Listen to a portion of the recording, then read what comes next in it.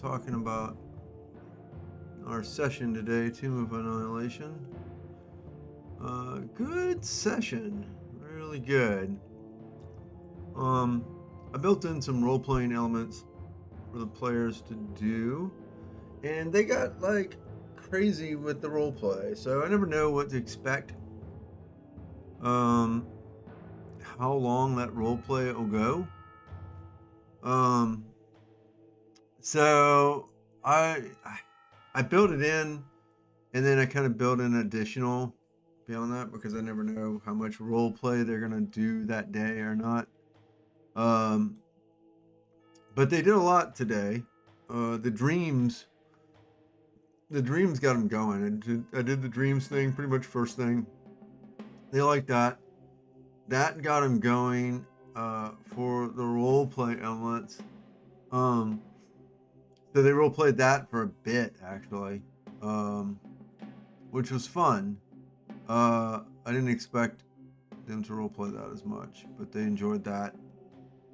Um, and then they went down the river, and they got more into the role play of the river stuff, like it was going to be like 3 days of kind of light travel down the river, and they enjoyed that. And they got into the role play aspect of that, and then they really got heavy into the role play of Camp Vengeance. I think they really enjoyed that. In fact, they said to me after the session, because I do like a session debrief, which you should absolutely do with your players if you can. And just get a brief debrief, like a quick debrief, ask them how you think it went, what areas that you would improve or whatever. And I especially I told them beforehand that I wanted to do a debrief because of the new mechanics of the siege combat. So they were prepared for that. So I got a little debrief about the session. It was great. They said they really enjoyed the role play aspect of it. One of my players was like, well, I don't know how much of this was in the book, but I enjoyed the sort of, the commander going mad sort of thing. And so it's not like the book at all. Breakbone is a man at his wit's end, and um, he's lost the ability to lead. He's kind of snapped. Like the attack on Camp Righteous has kind of broken him, and he's become a very gruff man and not very effective as a leader anymore. And his two captains, Salhana and Firebeard, are sort of propping him up because they want him to succeed and they're loyal to him. But they also are concerned about the safety of the people under their care. And so that's the situation the players run into, is Salhana sort of brings him aside and is like, I don't, he's not the same person. Like, just tread lightly, be gentle around him. Just be prepared. It's not going to be like a conversation that you would expect. And he was gruff with them. Breakbone was very gruff with them, and they immediately didn't like him, which is great. That was the plan. So they enjoyed that. One of the players said that he enjoyed that, and he got this Apocalypse Now sort of vibe, and I was like, that's exactly what I was going for. So that was good. I actually had that in mind when I was doing this. I was thinking about Apocalypse Now when I was fleshing out that for Breakbone. So yeah, they liked it. I told them that it would be new siege mechanics, and I kind of wanted to go into that a little bit. So I don't know. Let me see. Sorry, I am testing this out here, obviously. Okay, I'm gonna have to do a window here. Let me get this set up. A second. So, boom, boom, boom.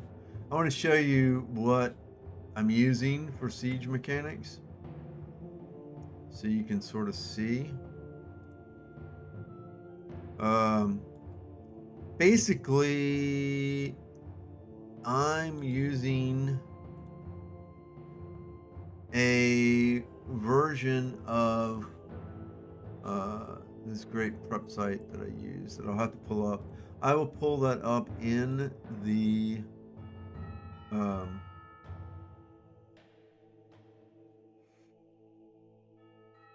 browser. Would that work?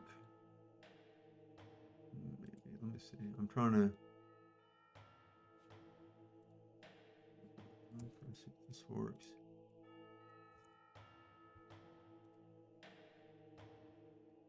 Oh no, that doesn't work. Okay. That doesn't work. All right, let me see. 1 second. I am trying to use a mechanic that I saw basically to redefine siege mechanics.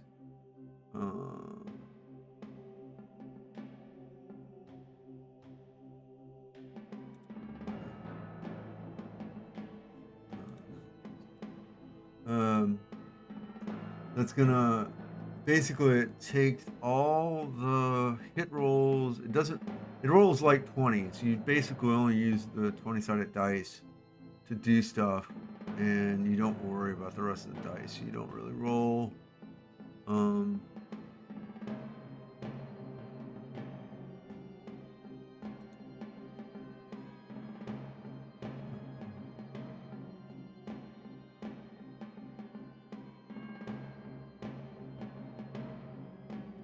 You don't really roll.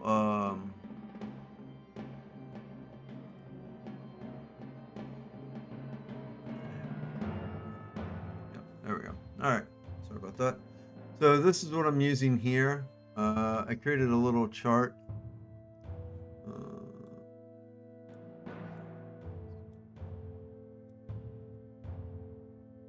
Okay. So I created a little chart here. This is my Camp Vengeance battle chart. And basically, so the guards, all the guards have 10 hit points, the veterans 50, the tribes, the tribal warriors 10, accolades 10, and then here's my hit point totals and stuff like that. So you can see here, I have in parentheses 1 hit, 2 hits. Basically, a hit is 10 points. And so if they hit a skeleton, if one of my NPCs hits a skeleton, that's 1 hit and they die. If my skeletons hit a guard, for instance, that's 1 hit and they die. I don't roll damage dice. I don't do any of that. It improves the flow. We did 1 round. We got through 1 round and I wanted to test it, and it really helped things out. My players liked it because we had on the field, I had like 30 combatants, and we got through the 1 round in like 10 minutes maybe, which is really good, I think, because combat can be very slow from having everybody roll damage dice. Now, I was allowing my players to roll damage dice, and after talking with them at the end of the session, I think I'm just going to even take that away from my players to roll damage dice. Unless they're fighting like one of the big baddies on the field, then I'm not really going to have them do damage dice. Like the skeletons and the zombies and stuff, it's going to roll to hit and roll. And if they hit, they do 1 hit worth of damage to them, or 2, depending on what their average hit points, like what their average damage is, or like what it is that they're using. Like if they used a fireball, right, that would be like an average fireball, and that'd probably be, depending on what level it's cast at, like 2 or 3 hits. So, you definitely take out a zombie, for instance. You take out an enemy archer. You wouldn't take out the zombie ogre, that sort of thing. So then as they die, I click them off here. Like I just click them off right here, and they die that way. So that's good. Oh, there we go. And then this is my prep. So this is what I run through here. It really sped up things. I liked it a lot. I let the players control a group of guards, so they roll for the guards. So instead of me doing it, I roll for everybody else. I roll for the captains, I roll for the tribal warriors, and I'll roll for the acolytes if they get involved in the battle, stuff like that.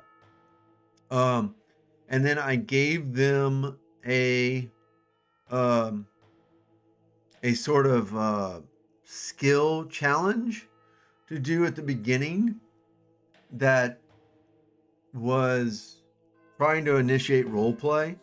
So my veteran table, I gave it the table to improve the barricades, which he did with a strength check, and he would get a bonus if he did something, if he came up with an alternate solution. And then my two quieter players, one of them's quiet and one of them's, pretty good. But I teamed them together to give an inspirational speech to the troops. Hopefully kind of bringing them out of their shell a little bit. And then I also gave the ranger and my thief, they sort of did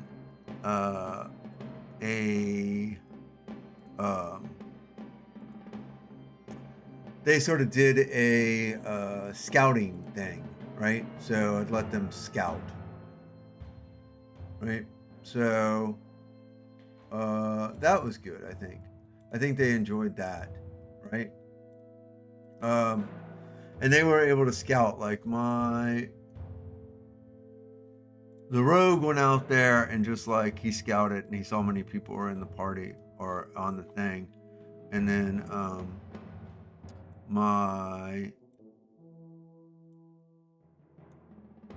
that's not showing up. I don't know why that's not showing up.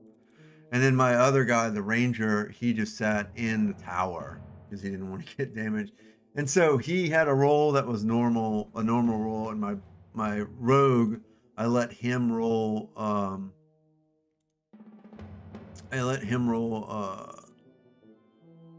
we go. I let him roll with advantage, right? Because that was that. So there we go. So they enjoyed that. They gave them some advantages. The inspirational speech failed. So the guard's first attack roll was with disadvantage, was my rolling with that. They're not going to have attack rolls with disadvantage afterwards. But you can see here, a bunch of zombies were wiped out here. And then, so there's a couple of zombies left. Rygor, his riding on top of his Ankylosaurus, has appeared here.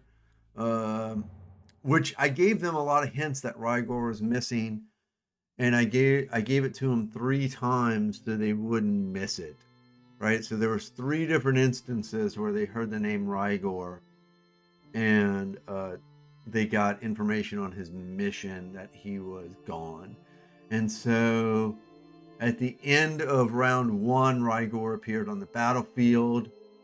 And they were like, "Oh, what is that?" And I'm like, "You see him top of a skeletal Ankylosaurus, a white-like figure dressed in scout clothes." And my player's like, "What? Who is that?" And then I said it, "Breakbone, you sent me to die." And they were like, "It's Rygor." Like, yeah, my players enjoyed that sort of reveal, and that made me really happy because they took the reveal and they loved it. They loved the reveal of Rygor. And so now they're even like, they are super hooked in about what's going on with that. So I'm very excited. That's going to be fun. That's going to be a lot of fun, I think. Let me just end this over here. There we go. Yeah, and now we're on our second round of combat. Now this is where the second wave is going to happen, and then and I told my players that next session, which is going to be in 2 weeks, that we're going to resolve all this combat. And I have pre-warned them that there's going to be more waves. I don't think it's a shock, though. I don't think that gives away anything that they don't know about me as a DM. That they suspect that I'll be throwing lots of crazy stuff at them. So I don't think that they're going to be. I don't think that really came as a surprise that there's going to be more waves. Especially with Rygor's appearance on the battlefield, I feel like they definitely feel like there's going to be some more waves. They just don't know how many, and it's going to be a lot. It's going to be a lot.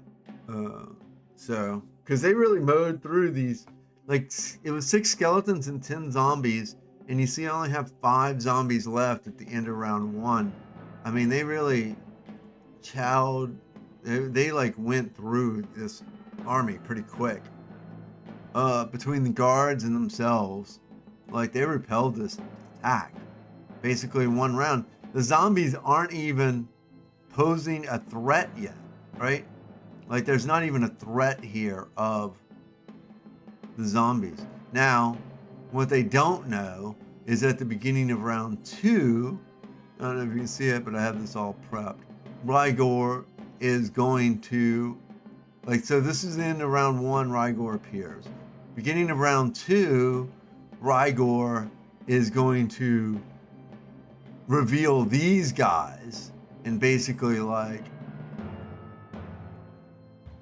break down these walls, and they got a giant zombie ogre that is just marching for this, right? And he has 30 feet, so that's really not far. Let's see, for him, because he starts there. Yeah, so that's 2 turns. He's there in 2 turns. Like, he's there. And he's going to, in his first turn, actually 1 turn, because his first turn is going to be,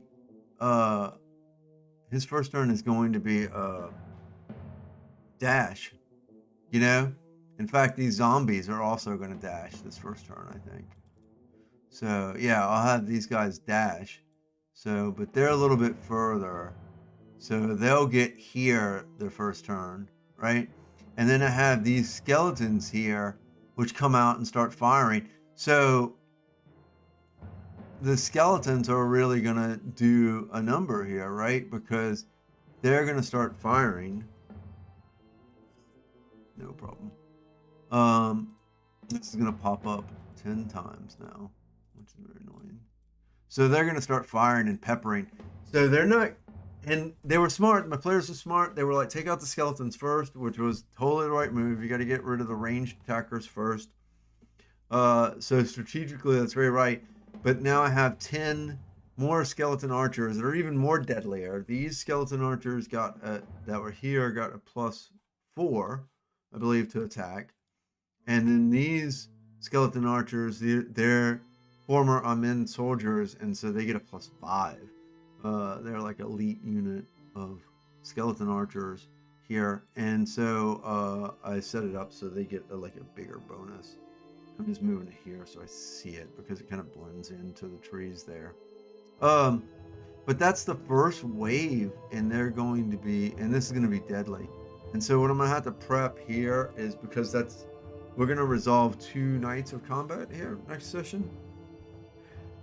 Because I thought I would resolve the full night here. We're going to resolve 2 nights. So yeah, they're going to. So I'm gonna have to prep that for next session. Prep my guys there. Yeah, I mean, that'll be fun. I think that's fun.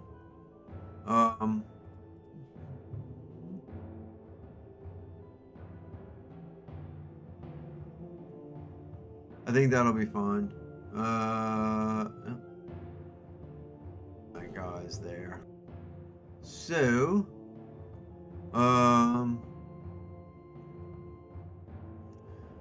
that should be fun. And then I think they're really gonna enjoy it. They did enjoy the mechanics. They did. It went really fast, I think. I was happy with how fast that went. The issue that I ran into is setting this up in Foundry. Foundry's not really set up for Siege mechanic play. There is a module that I'd like to try, but I've upgraded my D&D. Unfortunately, I've upgraded my D&D module, which I wish I wouldn't have done. And some of my modules broke. So until they get those up to the latest D&D model, some of my modules are going to be broken. But there was one that I was really anxious to try out. That's Mob. It's a Mob module, and but I couldn't get it to work, so that was sad. So what I did was I basically just I would pick one from each group, right? And then I rolled initiative, and then I rolled all those into combat, right? I set up macros here. Let's see if I can move this over so you can see the chat window. Oh yeah, you can see the chat window. So, hold on.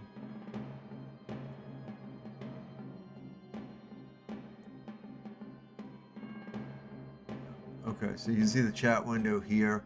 So basically I set up these macros. So if I'm rolling for a zombie attack, it just rolls me a zombie attack, and then comes up here in the chat window, and I just reference this and see how many hit. And then as they get rid of stuff, like as they get rid of combatants, I go in and I edit the macro. Not the most efficient way, but I feel like it's probably the best way that I could do this. So there's my macros right there. Because it was just tough to get it to work, honestly, in the way that Foundry set up. If I selected everybody, it was just a massive combat carousel, and I have to go through each zombie to move and stuff, and it's like, nope, I'm not doing that. A massive time suck. I'm just moving them as groups. The zombies are moving as groups, you know. So, and I'm not rolling each individually because that's the only way to do it in the with that. But I was anxious, and I was really anxious to try out that module, but that's one of the problems with Foundry. Unfortunately, if you upgrade something, you sometimes break modules. Foundry looks great. It does a great job with maps. I really like it. I mean, I got a rain effect going on here and all kinds of stuff. And the map is dynamic with dynamic lighting. It looks great. My players love it, but yeah, it doesn't do everything great, and breaking modules is a problem. But yeah. Otherwise, and you know, maybe I'm just not good enough with Foundry. Maybe that's it. But anyway, the players loved it, and I think so. That wraps it up. I will put a link to my Tomb of Annihilation sheet here, and I'll put a link to where I got this sheet, because I actually copied it from another person who posts. I can't find their post right now, so I can't find their post right now. Oh, Game Night Blog is the name of it. GameNightBlog.com, and they have a whole post on how they ran Siege mechanics for Camp Vengeance, actually, because they had the same idea that I do to make, because Camp Vengeance is boring and I really wanted to have something different. So it's Game Night Blog, and I don't know the guy's name, but he writes really great stuff that's like a whole very in-depth blog of his sessions and his prep, and it's very useful. I recommend that you check it out if you're trying to figure out encounters or trying to figure out a way to do something, I definitely recommend you look at it if you're planning a siege, because it was really helpful. So I'll put a link to that below in the replay. I appreciate your time. Sorry for the fumbles, the technical fumbles and stuff. I was so tired, I kind of took a nap, and I woke up a little bit late for the live, but I'm here. And that's it. I hope you enjoyed. I hope you learned something. This has really been really handy. I gotta say, like, I do absolutely recommend this battle chart thing. So one page is for the first night, and then the second page, and it's kept to one page, so it's really simple for the second night, and I'm just checking them off as I go, as I kill the combatants, right? And yeah, it's really handy. I recommend that you do something like this if you want to have a siege. Really helps. Combat rounds, super quick compared to how, for how many combatants we have on the field. Super quick. So, recommend it highly. Minor tweaks, but really, really minor. And I think my players are definitely enjoying it. I know. So, that's good. That's always the goal, right? Have the players enjoy it. So, anyway, thanks for watching my live stream. I appreciate it. I appreciate everybody checking out my channel. And if you haven't, please like and subscribe. I'm a new channel. I am trying to post regularly. DM tips and tricks to sort of help up your game. I've been playing D&D for a long time, and I went to college for creative writing, so I have a pretty good handle on storytelling, which is my strong suit. And so I'd like to pass some information down on to you, and hopefully let me know if you find this useful.